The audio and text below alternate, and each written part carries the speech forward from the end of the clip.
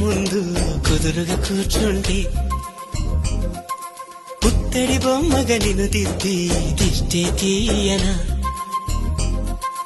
పిల్లాడల్లి అల్లరిగా పరుగులు తీస్తుంటే కళ్ళను మూసి నలుగెత్తి లాలలు పోయనా నువ్వు నడిచి అలసిపోతుంటే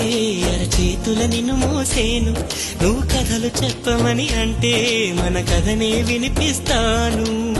ఏ చింత లేదంటూ నీ చింతలుంటే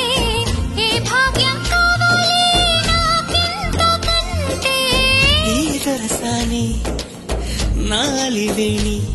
ఇక లోకంలో ఏదైనా పోతే పోనీ ఏం చేసావు నా ప్రాణం ఏదేమైనా జీవితమే